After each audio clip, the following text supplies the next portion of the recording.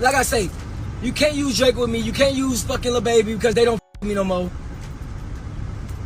So you please don't use that. You haven't seen me around Drake in a minute. Or Lil Baby. A long time. So let's get that out the door. Please don't use that no more. Like, I'm not a leecher. Like, fuck with me for a reason. But like, I want to die. Like, I want to kill myself. I want to like leave this earth. Well, this Diddy trial got old beef getting heated again. Now, Meek Mill is out here allegedly saying that Drake was playing both sides and he was the one who lined YK up for Diddy. But here's the thing. This wasn't about one single moment. This has been years in the making. And if you know the history, it makes sense why Meek felt like he had to finally speak up. See, back in the day, 2012, Drake and Meek were actually cool. They linked up on that track Amen and things looked solid between them. But then it all went downhill in 2015 and the trigger, a simple feature on Rico. That's all it took to set this whole thing in motion. When Rico dropped, Meek wasn't feeling how it all played out. He jumped on Twitter and started dogging Drake out. Not about some feature fee or late verse. Nah, Meek hit where it hurts in this game. He called out Drake for allegedly not writing his own rhymes. And if you know this culture, having your pen question is a straight shot to your credibility. Meek even said he would have cut Drake's verse if he had known he didn't write it himself. And what really pushed it was Meek thinking Drake might have slipped a diss in there too. The line that set him off, to me, the girl of your dreams is really not a challenge. And once he tweeted that out, everything snowballed. Folks started digging deeper, and soon the conversation wasn't just about Rico. It was about whether Drake had ghostwriters, and if he was out here stealing Meek's girls, Nicki Minaj to be exact. From there, the fire was lit, and Drake, he wasn't about to let that slide. He took it straight to OVO Radio and dropped Charged Up, a diss aimed right at Meek and all those accusations. Meek, on the other hand, wasn't too impressed, at least publicly. He tweeted out that Drake's bars were baby lotion soft, he promised to return fire. Meanwhile, Drake wasn't slowing down. He followed up with Back to Back, and that one made noise. We're talking Grammy-nominated noise. It became the first hip-hop diss track to ever land a Grammy nomination. Okay, for now, focus here for a minute. Don't worry, their drama will keep going on. Think a little about yourself too. An Indonesian scientist has uncovered a shocking truth about belly fat, and it has nothing to do with diet or exercise. 95% of people who tried this strange bedtime ritual lost 25 pounds or more. Some even dropped over 50, all while sleeping. No gym, no starving, just one simple step before bed. It sounds crazy, but it's backed by science. Tap the link in the description and see for yourself.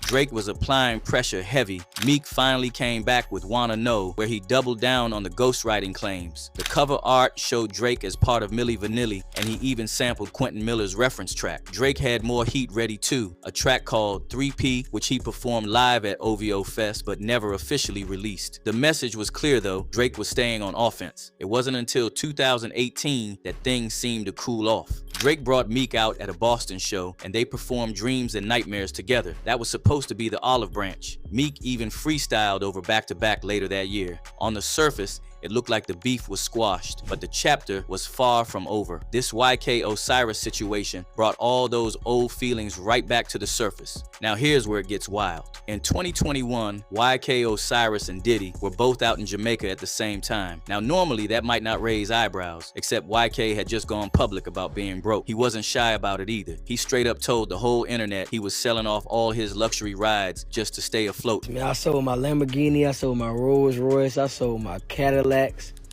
Yes, sirski. Yes, sirski. Ride that thing. Hey, I'm about to beat that charge. Man, what the fuck? I ain't gonna lie. This thing humble yourself. I ain't gonna cap to you. I got a floss for you, nigga. God, I ain't got a floss for you, nigga, man. If y'all gonna think what y'all want to think. If I do got it, don't got it. Y'all gonna think what y'all want to think. I love this Honda. I ain't riding the Lamborghini. I got a floss for you, nigga. So naturally, folks thought YK was laying low, trying to get his paper right. But out of nowhere, here he was popping up in Jamaica, chilling in some luxury villa, like all them money problems just vanished. The real though.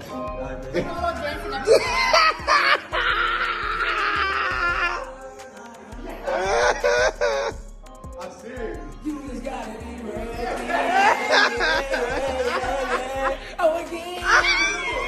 Later, when folks asked him about it, YK tried to play it down saying Drake was his brother. Who said he don't pay you? Remember with Drake? Remember you had to sing for Drake? Nah, but Drake my brother though. Like that's my boy. So it's like when we bet and gamble, like it's really ain't about no money. It's really about this fun. Like we bet $100,000 a shot.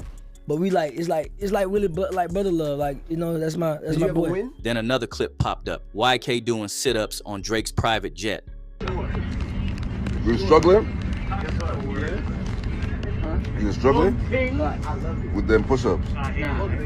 One user said, looks like they be having him doing some strange things. And honestly, it's hard to argue with that. Then Drake added fuel to the fire, posted YK's new haircut, clearly styled after the Certified Lover Boy album, with the caption, "Burnt the F out you really won," of one YK Osiris. Man, stop playing. Only I can do this. Me and the boy. Stop.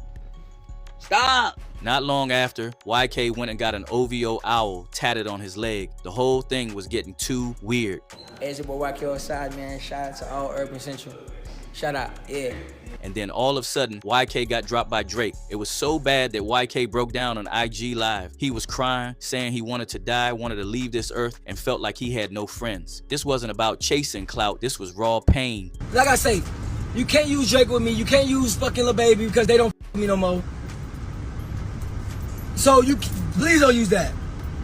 You haven't seen me around Drake in a minute. Or Lil Baby. A long time. So let's get that out the door. Please don't use that no more. Like, I'm not a leecher. Like, fuck with me for a reason. But like, I want to die. Like, I want to kill myself. I want to like leave this earth.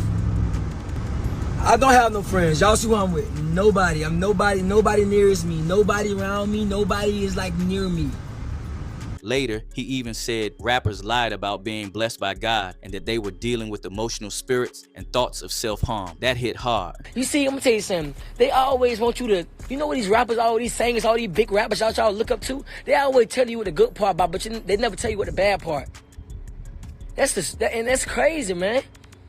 Yeah, they got all this money, but they dealing with emo spirits. They dealing with themselves. They dealing with, man, come on, man. I want to get out this music industry because this is not for me. But I do it because I feed my family. But I don't want to be in this. This is not what God want me to do. God don't want me to do this. But I do it to feed my family. And I want to get out this. I want to get out the music industry because yes, you go through pain. You go through this because this is what the devil wants you to go through, to destroy yourself. According to several media outlets and sources close to the scene, Diddy and others weren't just about flexing for IG. Word is, this was deeper, a twisted ritual where powerful folks prey on young men's energy. They allegedly start with gifts, trips, and fake friendships. And once they get your trust, that's when the real play starts. Popular psychic Sloan Bella even spoke on it, saying Kim Porter knew about it before she passed. There are gay people, but what we're talking about here is ritualistic sexual deviancy used to harness energy of a human being. We are being harnessed, not me, not you, but the people that he's dealing with, and she became privy to this. And after YK spoke out, his career nosedived. For Meek, this was too much to ignore. According to sources, he doesn't just blames Diddy, but also Drake for using YK and then dumping after the fun was over, like he was an object. The performances, the tattoos, the jet videos, all of it added up. And now, with Diddy's whole empire crumbling, people are calling out not only Diddy, but everyone who was complicit. One user said, these youngsters are giving up their manhoods for fortune and fame. Wow. Another wrote, who has ever really made it under Diddy in the music in her industry? Anyone? This is awful. I feel sorry for YK. Diddy is a sick man. That was his whole goal, to take advantage of people. Another user added, they like them young because they are naive and easily influenced and manipulated. YK is going to make it because we are praying for him. I see something pure in his spirit, and the Father takes care of his children.